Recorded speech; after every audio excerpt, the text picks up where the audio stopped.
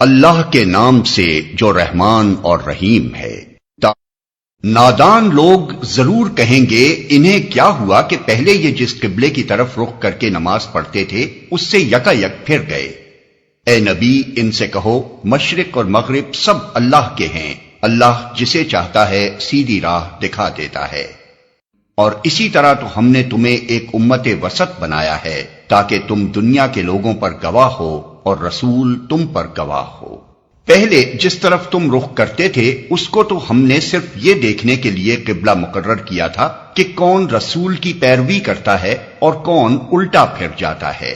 یہ معاملہ تھا تو بڑا سخت، مگر ان لوگوں کے لیے کچھ بھی سخت ثابت نہ ہوا جو اللہ کی ہدایت سے فیض یاب تھے۔ اللہ تمہارے اس ایمان کو ہرگز ضائع نہ کرے گا، یقین جانو کہ وہ لوگوں کے حق میں نہایت شفیق و رحیم ہے۔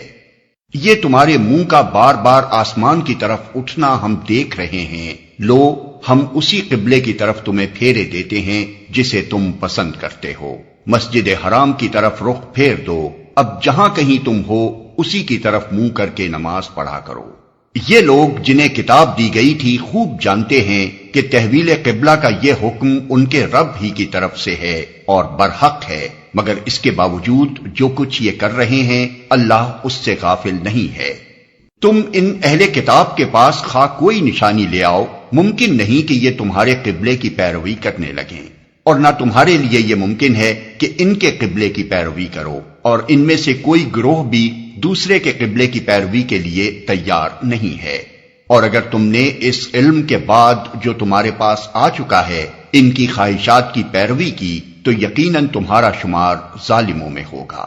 جن لوگوں کو ہم نے کتاب دی ہے وہ اس مقام کو جسے قبلہ بنایا گیا ہے ایسا پہچانتے ہیں جیسا اپنی اولاد کو پہچانتے ہیں، مگر ان میں سے ایک گروہ جانتے بوجھتے حق کو چھپا رہا ہے۔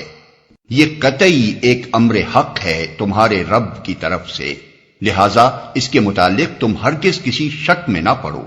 ہر ایک کے لیے ایک رخ ہے جس کی طرف وہ مڑتا ہے، پس تم بھلائیوں کی طرف سبقت کرو۔ جہاں بھی تم ہوگے اللہ تمہیں پا لے گا، اس کی قدرت سے کوئی چیز باہر نہیں۔ تمہارا گزر جس مقام سے بھی ہو وہیں سے اپنا رخ نماز کے وقت مسجد حرام کی طرف پھیر دو، کیونکہ یہ تمہارے رب کا بالکل برحق فیصلہ ہے اور اللہ تم لوگوں کے اعمال سے بے خبر نہیں ہے۔ اور جہاں سے بھی تمہارا گزر ہو اپنا رخ مسجد حرام ہی کی طرف پھیرا کرو، اور جہاں بھی تم ہو اسی کی طرف منہ کر کے نماز پڑھو تاکہ لوگوں کو تمہارے خلاف کوئی حجت نہ ملے۔ ہاں جو ظالم ہیں ان کی زبان کسی حال میں بند نہ ہوگی، تو ان سے تم نہ ڈرو بلکہ مجھ سے ڈرو، اور اس لیے کہ میں تم پر اپنی نعمت پوری کر دوں، اور اس توقع پر کہ میرے اس حکم کی پیروی سے تم اسی طرح فلاح کا راستہ پاؤ گے جس طرح تمہیں اس چیز سے فلاح نصیب ہوئی کہ میں نے تمہارے درمیان خود تم میں سے ایک رسول بھیجا جو تمہیں میری آیات سناتا ہے، تمہاری زندگیوں کو سنوارتا ہے، تمہیں کتاب اور حکمت کی تعلیم دیتا ہے، اور تمہیں وہ باتیں سکھاتا ہے جو تم نہ جانتے تھے۔ لہذا تم مجھے یاد رکھو، میں تمہیں یاد رکھوں گا، اور میرا شکر ادا کرو، کفران نعمت نہ کرو۔ اے لوگو جو ایمان لائے ہو، صبر اور نماز سے مدد لو، اللہ صبر کرنے والوں کے ساتھ ہے۔ اور جو لوگ اللہ کی راہ میں مارے جائیں انہیں مردہ نہ کہو، ایسے لوگ تو حقیقت میں زندہ ہیں مگر تمہیں ان کی زندگی کا شعور نہیں ہوتا۔ اور ہم ضرور تمہیں خوف و خطر، فاقہ کشی، جان و مال کے نقصانات اور آمدنیوں کے گھاٹے میں مبتلا کر کے تمہاری آزمائش کریں گے۔ ان حالات میں جو لوگ صبر کریں اور جب کوئی مصیبت پڑے تو کہیں کہ ہم اللہ ہی کے ہیں اور اللہ ہی کی طرف ہمیں پلٹ کر جانا ہے، انہیں خوشخبری دے دو، ان پر ان کے رب کی طرف سے بڑی عنایات ہوں گی، اس کی رحمت ان پر سایہ کرے گی، اور ایسے ہی لوگ راست رو ہیں۔ یقیناً صفا اور مروہ اللہ کی نشانیوں میں سے ہیں، لہذا جو شخص بیت اللہ کا حج یا عمرہ کرے اس کے لیے کوئی گناہ کی بات نہیں کہ وہ ان دونوں پہاڑیوں کے درمیان سعی کر لے، اور جو برضا و رغبت کوئی بھلائی کا کام کرے گا اللہ کو اس کا علم ہے اور وہ اس کی قدر کرنے والا ہے۔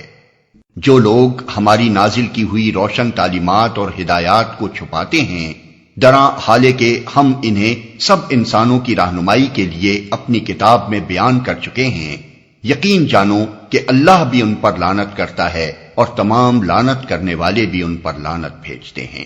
البتہ جو اس روش سے باز آ جائیں اور اپنے طرز عمل کی اصلاح کر لیں اور جو کچھ چھپاتے تھے اسے بیان کرنے لگیں، ان کو میں معاف کر دوں گا، اور میں بڑا درگزر کرنے والا اور رحم کرنے والا ہوں۔ جن لوگوں نے کفر کا رویہ اختیار کیا اور کفر کی حالت ہی میں جان دی، ان پر اللہ اور فرشتوں اور تمام انسانوں کی لعنت ہے۔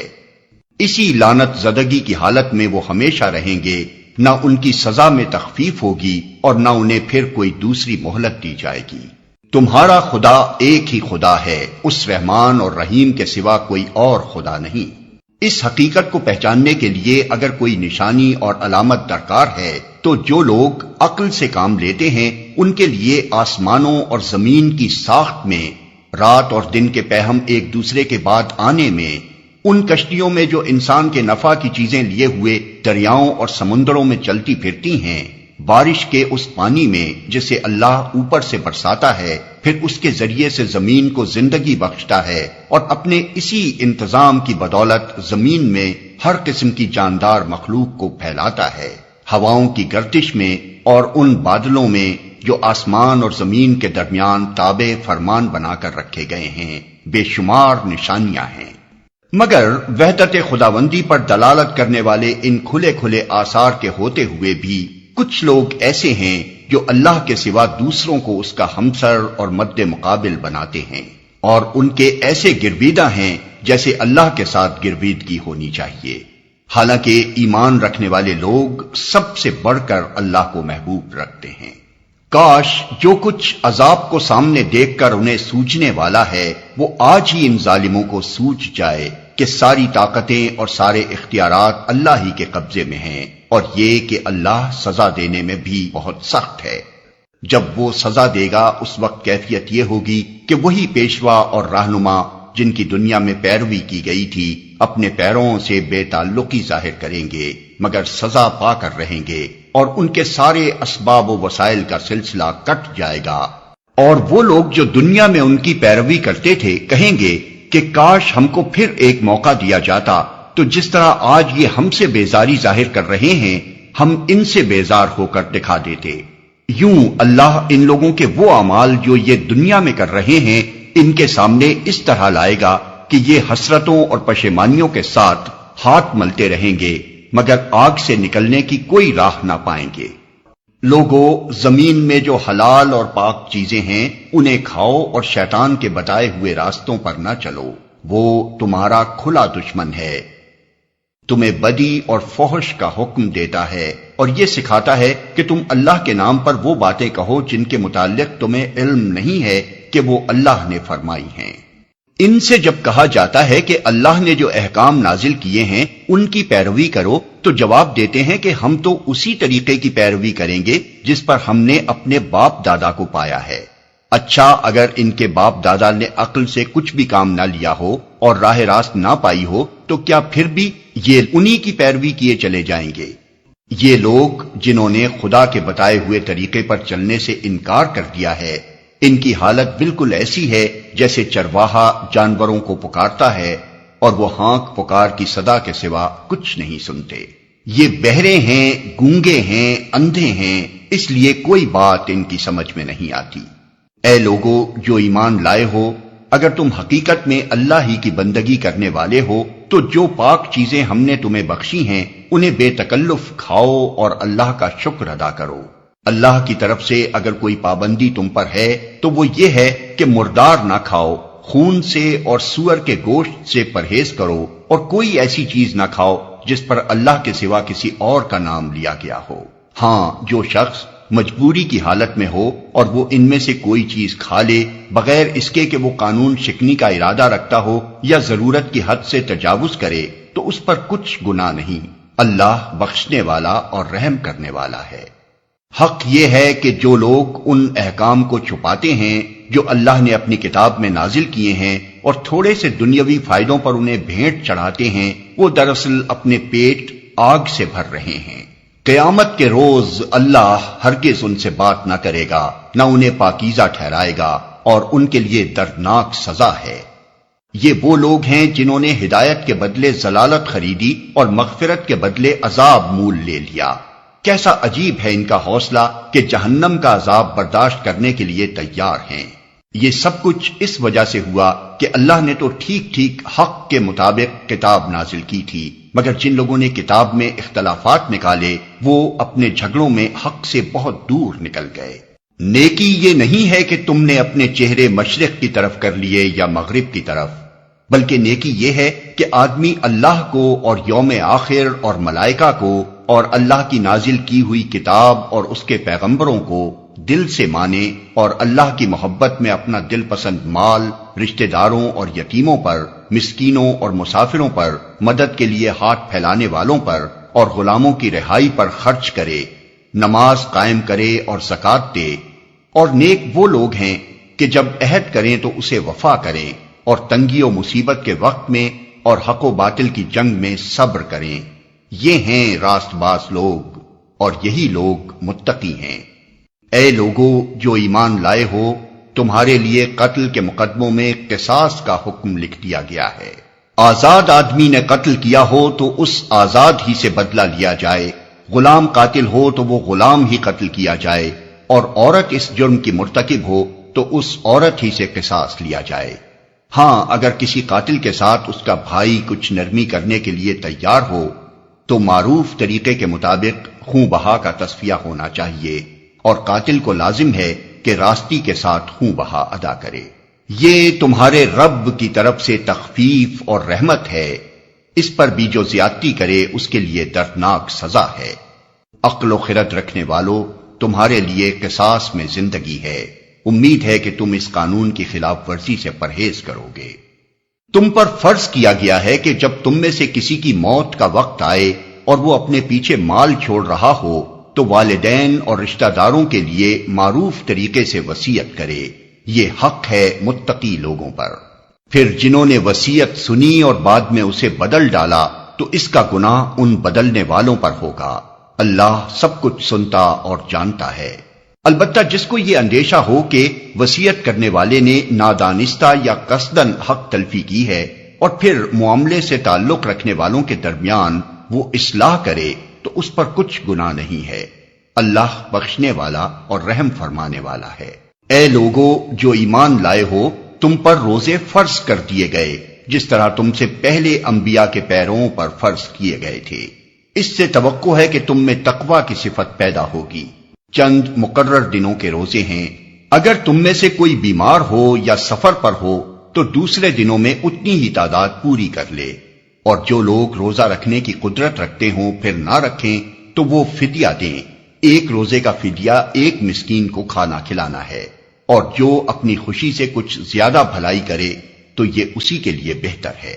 لیکن اگر تم سمجھو تو تمہارے حق میں اچھا یہی ہے کہ روزہ رکھو۔ رمضان وہ مہینہ ہے جس میں قرآن نازل کیا گیا جو انسانوں کے لیے سراسر ہدایت ہے اور ایسی واضح تعلیمات پر مشتمل ہے جو راہ راست دکھانے والی اور حق و باطل کا فرق کھول کر رکھ دینے والی ہیں۔ لہذا اب سے جو شخص اس مہینے کو پائے اس کو لازم ہے کہ اس پورے مہینے کے روزے رکھے، اور جو کوئی مریض ہو یا سفر پر ہو تو وہ دوسرے دنوں میں روزوں کی تعداد پوری کرے۔ اللہ تمہارے ساتھ نرمی کرنا چاہتا ہے، سختی کرنا نہیں چاہتا، اس لیے یہ طریقہ تمہیں بتایا جا رہا ہے تاکہ تم روزوں کی تعداد پوری کر سکو، اور جس ہدایت سے اللہ نے تمہیں سرفراز کیا ہے اس پر اللہ کی کبریائی کا اظہار و اعتراف کرو اور شکر گزار بنو۔ اور جو کوئی مریض ہو یا سفر پر ہو تو وہ دوسرے دنوں میں روزوں کی تعداد پوری کرے۔ اور اے نبی، میرے بندے اگر تم سے میرے متعلق پوچھیں تو انہیں بتا دو کہ میں ان سے قریب ہی ہوں، پکارنے والا جب مجھے پکارتا ہے میں اس کی پکار سنتا اور جواب دیتا ہوں، لہٰذا انہیں چاہیے کہ میری دعوت پر لبیک کہیں اور مجھ پر ایمان لائیں۔ یہ بات تم انہیں سنا دو، شاید کہ وہ راہ راست پا لیں۔ تمہارے لیے روزوں کے زمانے میں راتوں کو اپنی بیویوں کے پاس جانا حلال کر دیا گیا ہے، وہ تمہارے لیے لباس ہیں اور تم ان کے لیے۔ اللہ کو معلوم ہو گیا کہ تم لوگ چپکے چپکے اپنے آپ سے خیانت کر رہے تھے، مگر اس نے تمہارا قصور معاف کر دیا اور تم سے درگزر فرمایا۔ اب تم اپنی بیویوں کے ساتھ شب باشی کرو اور جو لطف اللہ نے تمہارے لیے جائز کر دیا ہے اسے حاصل کرو۔ نیز راتوں کو کھاؤ پیو یہاں تک کہ تم کو سیاہی شب کی دھاری سے سپیدہ صبح کی دھاری نمایاں نظر آ جائے، تب یہ سب کام چھوڑ کر رات تک اپنا روزہ پورا کرو، اور جب تم مسجدوں میں معتکف ہو تو بیویوں سے مباشرت نہ کرو، یہ اللہ کی باندھی ہوئی حدیں ہیں، ان کے قریب نہ پھٹکنا۔ اس طرح اللہ اپنے احکام لوگوں کے لیے بصراحت بیان کرتا ہے، توقع ہے کہ وہ غلط رویے سے بچیں گے۔ وہ تمہارے لیے لباس ہیں اور تم ان کے لیے، اور تم لوگ نہ تو آپس میں ایک دوسرے کے مال ناروا طریقے سے کھاؤ اور نہ حاکموں کے آگے ان کو اس غرض کے لیے پیش کرو کہ تمہیں دوسرے کے مال کا کوئی حصہ قصداً ظالمانہ طریقے سے کھانے کا موقع مل جائے۔ لوگ تم سے چاند کی گھٹتی بڑھتی صورتوں کے متعلق پوچھتے ہیں، کہو یہ لوگوں کے لیے تاریخوں کی تعیین کی اور حج کی علامتیں ہیں۔ نیز ان سے کہو یہ کوئی نیکی کا کام نہیں ہے کہ تم اپنے گھروں میں پیچھے کی طرف سے داخل ہوتے ہو، نیکی تو اصل میں یہ ہے کہ آدمی اللہ کی ناراضی سے بچے، لہذا تم اپنے گھروں میں دروازے ہی سے آیا کرو، البتہ اللہ سے ڈرتے رہو، شاید کہ تمہیں فلاح نصیب ہو جائے۔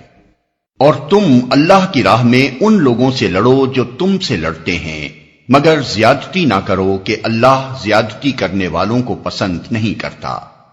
ان سے لڑو جہاں بھی تمہارا ان سے مقابلہ پیش آئے، اور انہیں نکالو جہاں سے انہوں نے تم کو نکالا ہے، اس لیے کہ قتل اگرچہ برا ہے مگر فتنہ اس سے بھی زیادہ برا ہے۔ اور مسجد حرام کے قریب جب تک وہ تم سے نہ لڑیں تم بھی نہ لڑو، مگر جب وہ وہاں لڑنے سے نہ چوکیں تو تم بھی بے تکلف انہیں مارو کہ ایسے کافروں کی یہی سزا ہے۔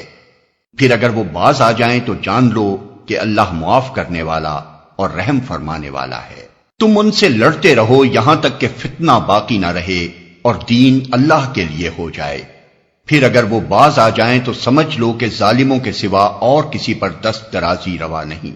ماہ حرام کا بدلہ ماہ حرام ہی ہے، اور تمام حرمتوں کا لحاظ برابری کے ساتھ ہوگا، لہذا جو تم پر دست درازی کرے تم بھی اسی طرح اس پر دست درازی کرو، البتہ اللہ سے ڈرتے رہو اور یہ جان رکھو کہ اللہ انہی لوگوں کے ساتھ ہے جو اس کی حدود توڑنے سے پرہیز کرتے ہیں۔ اللہ کی راہ میں خرچ کرو اور اپنے ہاتھوں اپنے آپ کو ہلاکت میں نہ ڈالو، احسان کا طریقہ اختیار کرو کہ اللہ محسنوں کو پسند کرتا ہے۔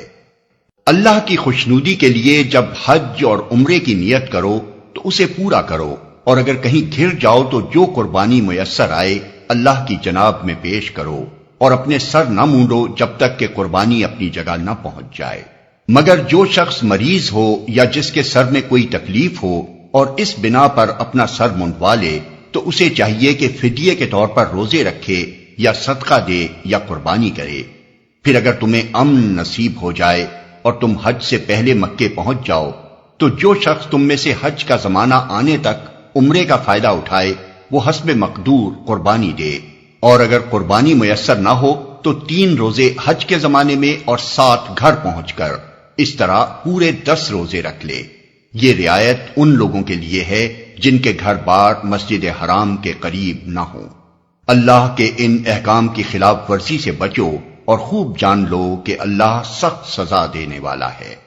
حج کے مہینے سب کو معلوم ہیں، جو شخص ان مقرر مہینوں میں حج کی نیت کرے اسے خبردار رہنا چاہیے کہ حج کے دوران میں اس سے کوئی شہوانی فعل، کوئی بدعملی، کوئی لڑائی جھگڑے کی بات سرزد نہ ہو، اور جو نیک کام تم کرو گے وہ اللہ کے علم میں ہوگا۔ سفر حج کے ساتھ زاد راہ لے جاؤ، اور سب سے بہتر زاد راہ پرہیزگاری ہے، بس اے ہوش مندو میری نافرمانی سے پرہیز کرو۔ اور اگر حج کے ساتھ ساتھ تم اپنے رب کا فضل بھی تلاش کرتے جاؤ تو اس میں کوئی مذائقہ نہیں۔ پھر جب عرفات سے چلو تو مشعر حرام یعنی مزدلفہ کے پاس ٹھہر کر اللہ کو یاد کرو، اور اس طرح یاد کرو جس کی ہدایت اس نے تمہیں دی ہے، ورنہ اس سے پہلے تو تم لوگ بھٹکے ہوئے تھے۔ پھر جہاں سے اور سب لوگ پلٹتے ہیں وہیں سے تم بھی پلٹو اور اللہ سے معافی چاہو۔ یقیناً وہ معاف کرنے والا اور رحم فرمانے والا ہے۔ پھر جب اپنے حج کے ارکان ادا کر چکو تو جس طرح پہلے اپنے آباء و اجداد کا ذکر کرتے تھے اسی طرح اب اللہ کا ذکر کرو، بلکہ اس سے بھی بڑھ کر۔ مگر اللہ کو یاد کرنے والے لوگوں میں بھی بہت فرق ہے۔ ان میں سے کوئی تو ایسا ہے جو کہتا ہے کہ اے ہمارے رب ہمیں دنیا ہی میں سب کچھ دے دے، ایسے شخص کے لیے آخرت میں کوئی حصہ نہیں۔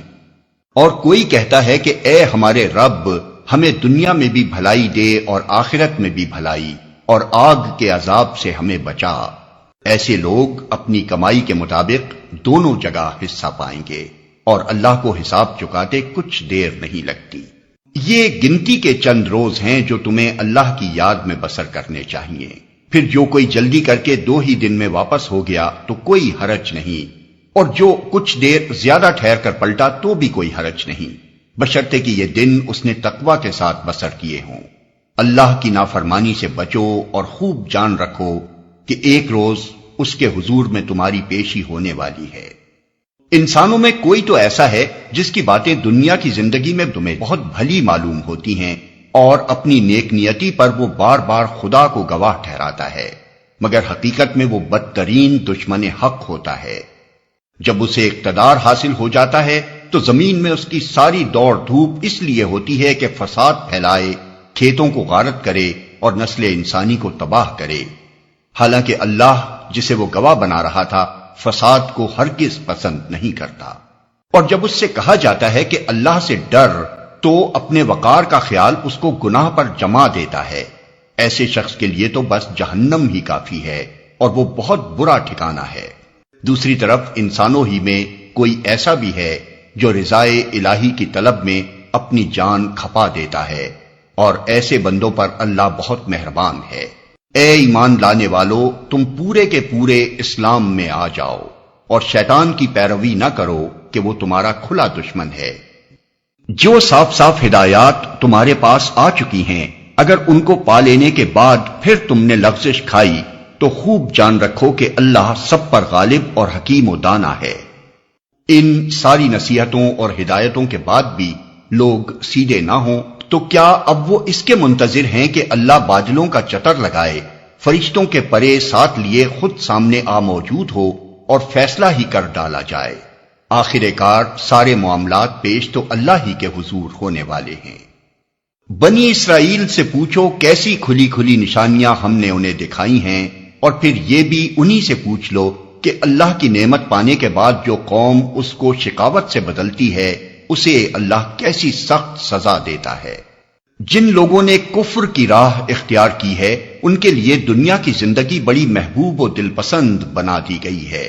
ایسے لوگ ایمان کی راہ اختیار کرنے والوں کا مذاق اڑاتے ہیں، مگر قیامت کے روز پرہیزگار لوگ ہی ان کے مقابلے میں عالی مقام ہوں گے۔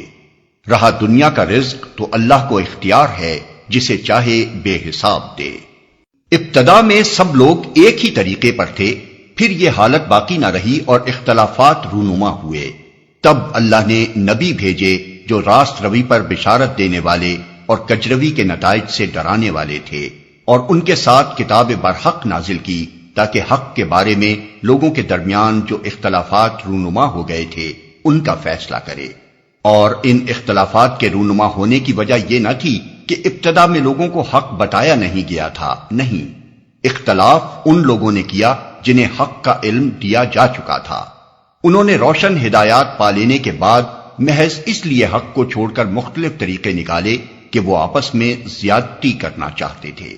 بس جو لوگ انبیاء پر ایمان لے آئے انہیں اللہ نے اپنے اذن سے اس حق کا راستہ دکھا دیا جس میں لوگوں نے اختلاف کیا تھا۔ اللہ جسے چاہتا ہے راہ راست دکھا دیتا ہے۔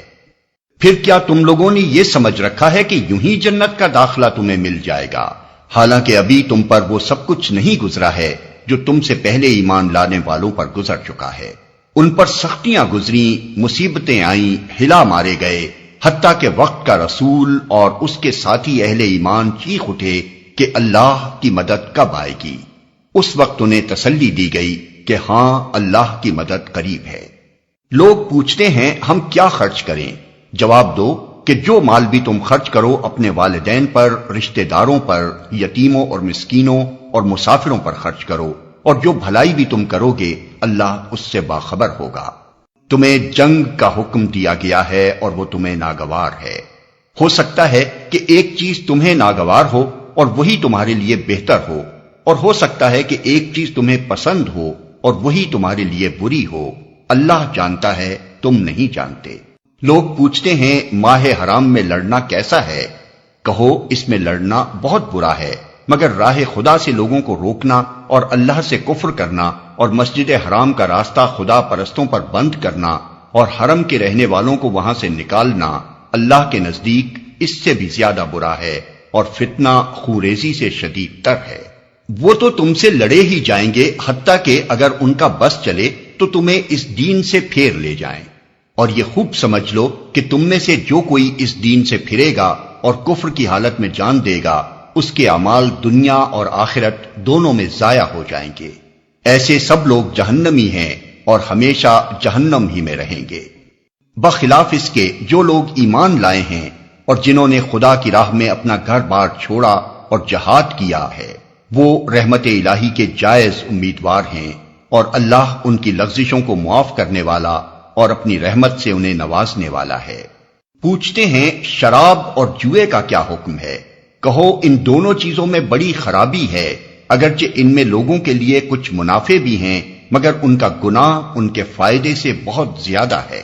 پوچھتے ہیں ہم راہ خدا میں کیا خرچ کریں؟ کہو جو کچھ تمہاری ضرورت سے زیادہ ہو۔ اس طرح اللہ تمہارے لیے صاف صاف احکام بیان کرتا ہے، شاید کہ تم دنیا اور آخرت دونوں کی فکر کرو۔ پوچھتے ہیں یتیموں کے ساتھ کیا معاملہ کیا جائے؟ کہو جس طرز عمل سے ان کے لیے بھلائی ہو وہی اختیار کرنا بہتر ہے۔ اگر تم اپنا اور ان کا خرچ اور رہنا سہنا مشترک رکھو تو اس میں کوئی مذائقہ نہیں، آخر وہ تمہارے بھائی بند ہی تو ہیں۔ برائی کرنے والے اور بھلائی کرنے والے دونوں کا حال اللہ پر روشن ہے۔ اللہ چاہتا تو اس معاملے میں تم پر سختی کرتا، مگر وہ صاحب اختیار ہونے کے ساتھ صاحب حکمت بھی ہے۔ تم مشرک عورتوں سے ہرگز نکاح نہ کرنا جب تک کہ وہ ایمان نہ لے آئیں۔ ایک مومن لونڈی مشرک شریف زادی سے بہتر ہے، اگرچہ وہ تمہیں بہت پسند ہو، اور اپنی عورتوں کے نکاح مشرک مردوں سے کبھی نہ کرنا جب تک کہ وہ ایمان نہ لے آئیں۔ ایک مومن غلام مشرک شریف سے بہتر ہے، اگرچہ وہ تمہیں بہت پسند ہو۔ یہ لوگ تمہیں آگ کی طرف بلاتے ہیں، اور اللہ اپنے اذن سے تم کو جنت اور مغفرت کی طرف بلاتا ہے، اور وہ اپنے احکام واضح طور پر لوگوں کے سامنے بیان کرتا ہے۔ توقع ہے کہ وہ سبق لیں گے اور نصیحت قبول کریں گے۔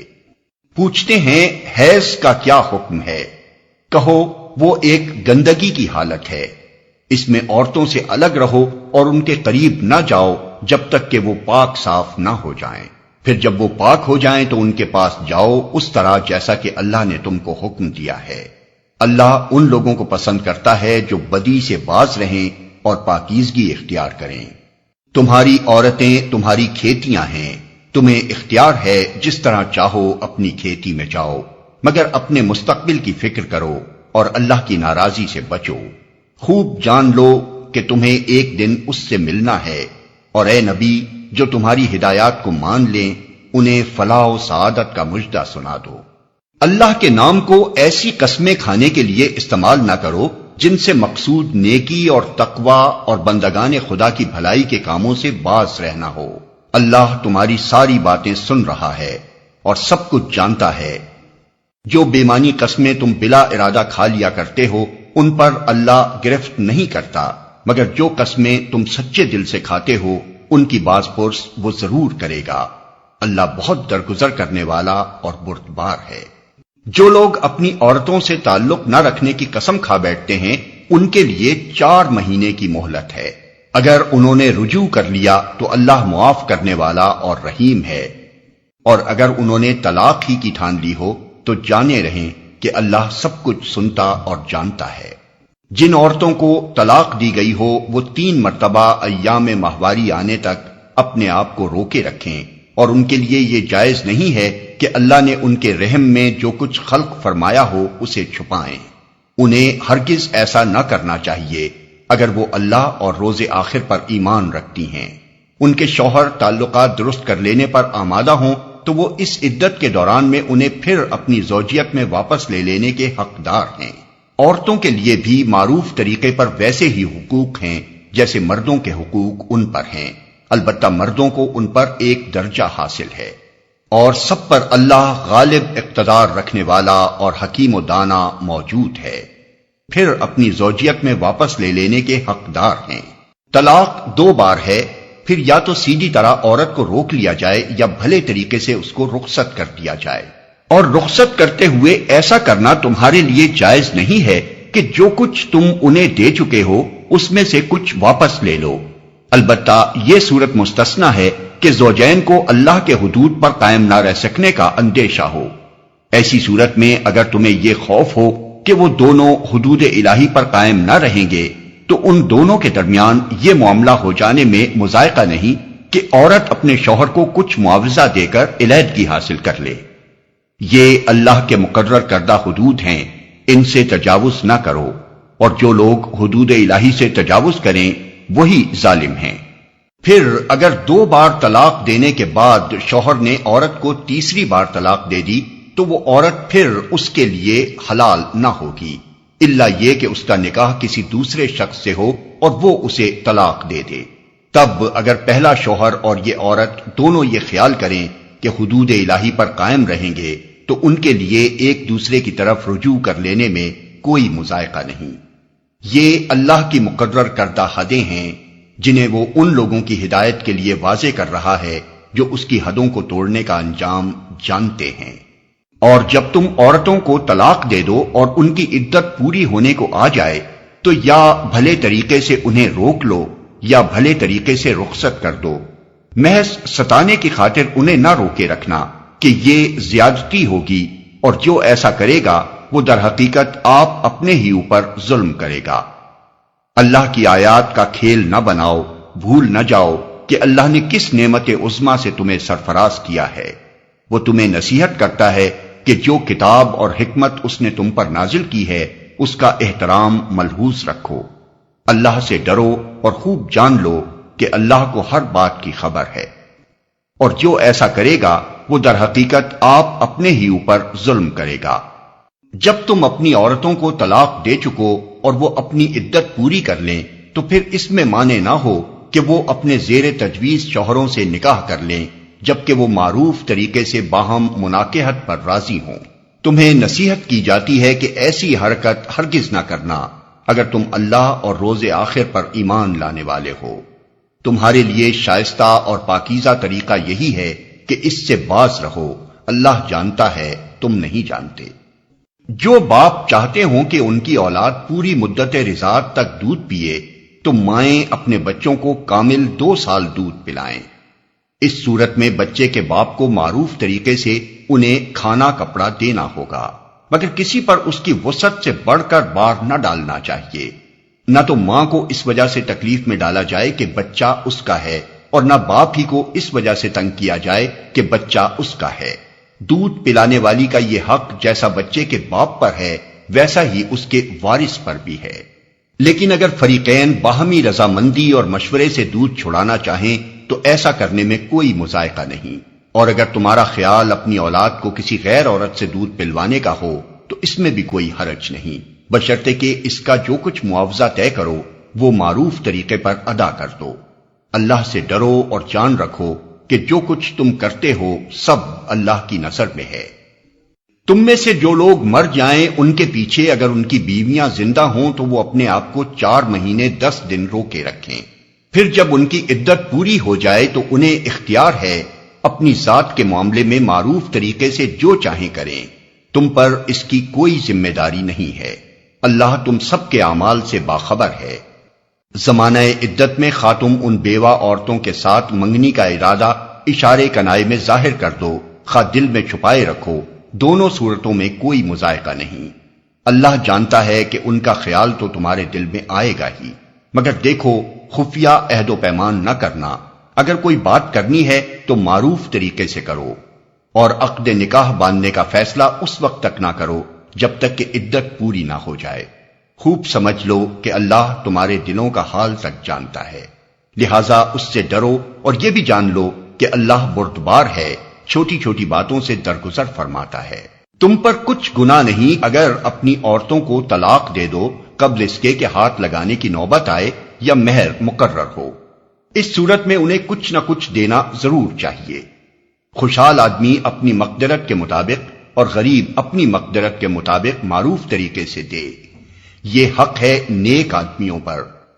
اور اگر تم نے ہاتھ لگانے سے پہلے طلاق دی ہو لیکن مہر مقرر کیا جا چکا ہو تو اس صورت میں نصف مہر دینا ہوگا۔ یہ اور بات ہے کہ عورت نرمی برتے اور مہر نہ لے، یا وہ مرد جس کے اختیار میں عقد نکاح ہے نرمی سے کام لے اور پورا مہر دے دے۔ اور تم یعنی مرد نرمی سے کام لو تو یہ تقوی سے زیادہ مناسبت رکھتا ہے۔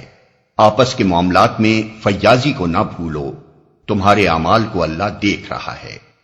اپنی نمازوں کی نگہداشت رکھو، خصوصاً ایسی نماز کی جو محاسن صلاۃ کی جامع ہو۔ اللہ کے آگے اس طرح کھڑے ہو جیسے فرما بردار غلام کھڑے ہوتے ہیں۔ بد امنی کی حالت ہو تو خواہ پیدل ہو خواہ سوار، جس طرح ممکن ہو نماز پڑھو، اور جب امن میسر آ جائے تو اللہ کو اس طریقے سے یاد کرو جو اس نے تمہیں سکھا دیا ہے جس سے تم پہلے ناواقف تھے۔ تم میں سے جو لوگ وفات پائیں اور پیچھے بیویاں چھوڑ رہے ہوں، ان کو چاہیے کہ اپنی بیویوں کے حق میں یہ وصیت کر جائیں کہ 1 سال تک ان کو نان و نفقہ دیا جائے اور وہ گھر سے نہ نکالی جائیں۔ پھر اگر وہ خود نکل جائیں تو اپنی ذات کے معاملے میں معروف طریقے سے وہ جو کچھ بھی کریں اس کی کوئی ذمہ داری تم پر نہیں ہے۔ اللہ سب پر غالب اقتدار رکھنے والا اور حکیم و دانا ہے۔ اسی طرح جن عورتوں کو طلاق دی گئی ہو انہیں بھی مناسب طور پر کچھ نہ کچھ دے کر رخصت کیا جائے، یہ حق ہے متقی لوگوں پر۔ اس طرح اللہ اپنے احکام تمہیں صاف صاف بتاتا ہے۔ امید ہے کہ تم سمجھ بوجھ کر کام کرو گے۔ تم نے ان لوگوں کے حال پر بھی کچھ غور کیا جو موت کے ڈر سے اپنے گھر بار چھوڑ کر نکلے تھے اور ہزاروں کی تعداد میں تھے۔ اللہ نے ان سے فرمایا مر جاؤ، پھر اس نے ان کو دوبارہ زندگی بخشی۔ حقیقت یہ ہے کہ اللہ انسان پر بڑا فضل فرمانے والا ہے، مگر اکثر لوگ شکر ادا نہیں کرتے۔ مسلمانوں، اللہ کی راہ میں جنگ کرو اور خوب جان لو کہ اللہ سننے والا اور جاننے والا ہے۔ تم میں کون ہے جو اللہ کو قرض حسن دے تاکہ اللہ اسے کئی گنا بڑھا چڑھا کر واپس کرے؟ گھٹانا بھی اللہ کے اختیار میں ہے اور بڑھانا بھی، اور اسی کی طرف تمہیں پلٹ کر جانا ہے۔ پھر تم نے اس معاملے پر بھی غور کیا جو موسیٰ کے بعد سرداران بنی اسرائیل کو پیش آیا تھا۔ انہوں نے اپنے نبی سے کہا ہمارے لیے ایک بادشاہ مقرر کر دو تاکہ ہم اللہ کی راہ میں جنگ کریں۔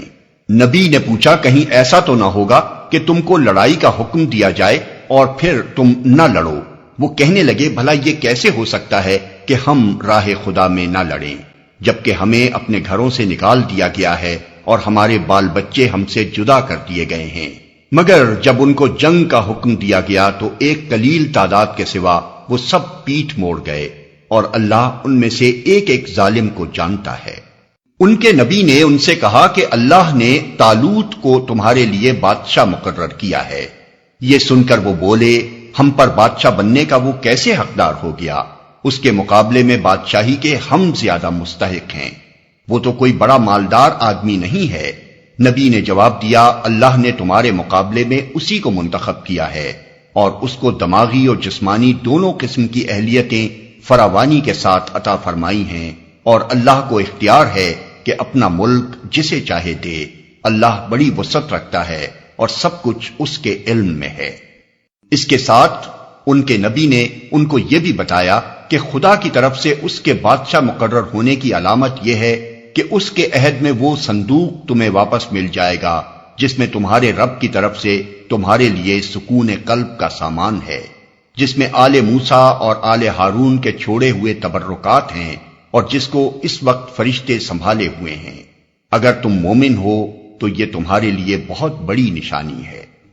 پھر جب طالوت لشکر لے کر چلا تو اس نے کہا ایک دریا پر اللہ کی طرف سے تمہاری آزمائش ہونے والی ہے، جو اس کا پانی پیے گا وہ میرا ساتھی نہیں، میرا ساتھی صرف وہ ہے جو اس سے پیاس نہ بجھائے، ہاں ایک آدھ چلو کوئی پی لے تو پی لے۔